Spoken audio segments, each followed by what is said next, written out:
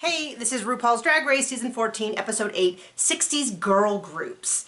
So I kind of feel like, am I missing a lot of the show? Because, like, the very first episode, they were gaga for Willow. And I was like, yeah, she's cute, it was interesting, but I don't get, they were like all over themselves. But now that I've seen a lot more of Willow, now they're like, Daya's amazing. And I'm like, Daya's good, but what? And so I kind of feel like, is there a whole like half of an episode that we're not seeing?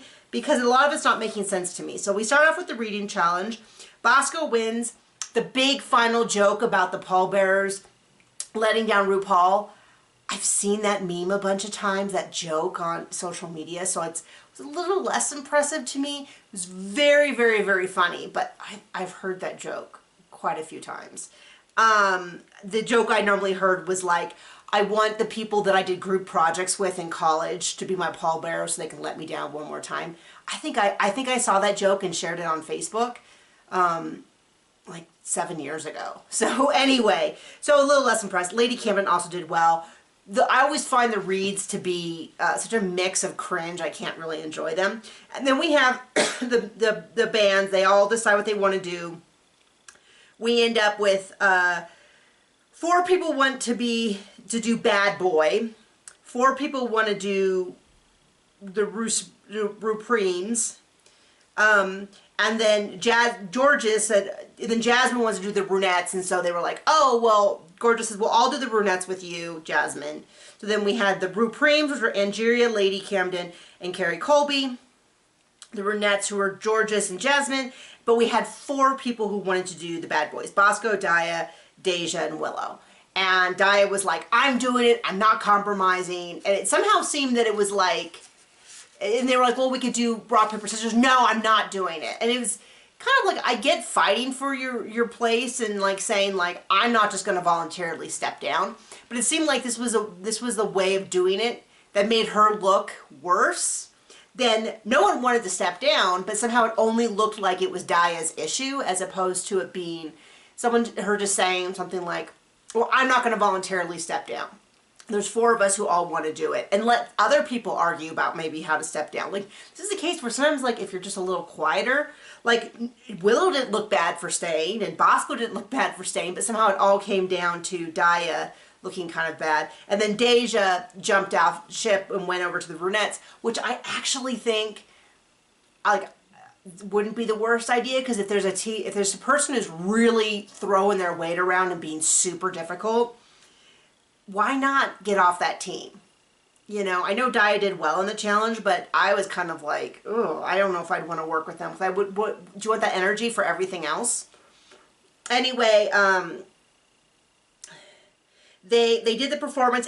You know, this is one of those ones where I kind of feel like if you don't have a good singing voice, you're just stuck. Like, there's no amount of like, yeah, you can take lessons to become maybe okay. But you're probably, if you don't have a naturally good singing voice, you're probably never going to be great.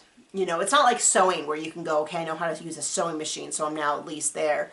Or I'm going to learn 3 patterns. It's like, excuse me. So I don't know, maybe that's just me, but I just feel like the singing challenge is the one that's like so significantly harder for people who aren't singers. I feel like even dancing you could kind of fake. Anyway, they all go, they do it. I personally noticed Angeria looking so great. I looked at Willow a ton. I didn't think that, you know, I didn't really think anybody did that bad. I was kind of not sure who was going to be the top and bottom. Then they did the runway. I loved Willow's cute little outfit. It was really unique. The theme was hearts. Daya was bright. Bosco was vampire. Deja was super cute in a little latex outfit.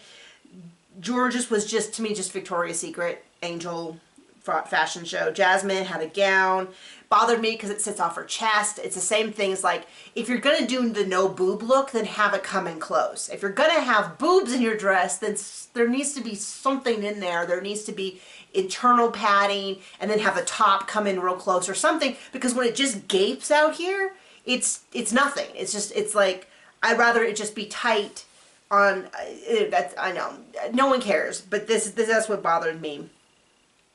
Angeria was super like Maud. Carrie, she was just nude with a net over her. she looked beautiful, but I've always said, I mean, everyone's always said this, but I've personally never been impressed with drag queens where just their body is amazing, but it's not their clothes, because it's kind of like, well, that's beautiful. You're a beautiful person. You have a beautiful body. No one's going to take that away from you, but it's a performance competition, and like just having a net over your body, like that's probably super impressive at local shows where people are like, wow, you know, but I don't know that it's necessarily like something I go, wow, let me see that again. Whereas something like what Willow, I could watch it again and go, wow, let me look at what's really happening here and all that. And then Lady Camden was Cupid. We ended with Bosco, Georges, and Willow safe, and I was really kind of confused because I kind of thought maybe Georges would be in the bottom because she had so much trouble with the singing challenge. But Willow and Bosco, I was a little bit like, okay. Especially Willow. Bosco, I was kind of like, okay, maybe I can see her as being safe. But I was a little confused by Willow being safe. So we ended up with Deja, Deja, got them confused, and then Angeria in the top. Was not surprised that Angeria was in the top. So delightful. Wonderful. Deja being in the top. Okay, I kind of a tin ear, so I didn't hear the singing as well. I was a little confused with Daya, who won, because I didn't think it was that standard of a performance over Angeria, and I feel like it's almost like Angeria's been so good through the competition that they're like, oh, of course she knocked it out of the park again. She's a beautiful singing voice. She's gorgeous and wonderful. But what more can she do? And it's a little bit like, well, if that performance, if you had seen this episode alone, would you have given it to Daya? Or is this like a storyline of we see Daya being in the bottom and being so mad and safe and climbing? And they're like, you've really been climbing your way to the top. And it's not that I think Daya's doing bad. It just feels more like a storyline move than it does like... So I was a little confused by that. I would have given it to Angeria or even Deja over Daya. But that's just me. Totally fine with the top. And then Jasmine, Carrie, and Lady Camden were in the bottom. Oh, Jasmine just is not a singer, not the best dancing performance. And then Carrie's just sort of... I mean, they warned Carrie, which is that Carrie just wants to be a beautiful woman. She is a beautiful woman. But it's not making for great performance. You know what I mean? And I can agree with that, which is like the outfits have been, you know, it's the same kind of thing, which is I got on Carrie Colby, you know, when she did the Mariah Carey one where she's like, well, I wore the actual dress Mariah Carey wore. And I'm like, well, I mean, like, that's interesting, but then another part of me goes, yeah, but then, I don't know. It doesn't seem like, I want to see a drag interpretation or a drag recreation so much as like, well, it's great you have the actual dress, but that's not for this competition all that impressive. And then this time she's like, oh, and I have the Louis Vuittons. And that's great. Those are beautiful Louis Vuittons. But once again, it doesn't mean for a drag competition it's not nearly as impressive. It means you're an incredibly classy person, got great taste, wonderful body. It's not drag. Just those factors alone. And then Lady Camden being the bottom, I was kind of a little bit like, oh, okay. You know, I don't know. Sometimes I think they see things that I don't, but then I go, well, I do have a young son who's coming out the door. We've got a puppy. We've got another dog. We've got another dog. We've got a husband. We have water. Blah, blah, blah. Maybe I'm just not noticing it.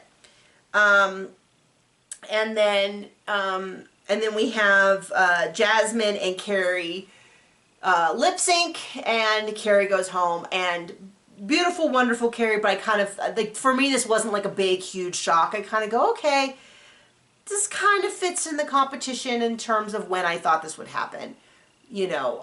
So Jasmine's really, I think, on the edge of going home. We'll see. Once again, no golden chocolate bar. So that means that we still have 8 queens left. So we have 5 episodes. We have 5 episodes to go and a finale. That's 6 episodes, but somewhere in there is the golden chocolate bar, assuming that none of the finalists have it. So it could be that's 6. That could be 7 episodes left, unless there's a double elimination somewhere. So it's like, oh my gosh, it's gonna be 15 episode season. We'll see. So tell me who's your favorite. I still, Angeria, Bosco, Willow, Lady Camden. Lady Camden seems like the one of the 4 who is on, could not make it into the final 3 based on the judging so far. So, there you go. That's my thought. You tell me if you feel differently. Bye.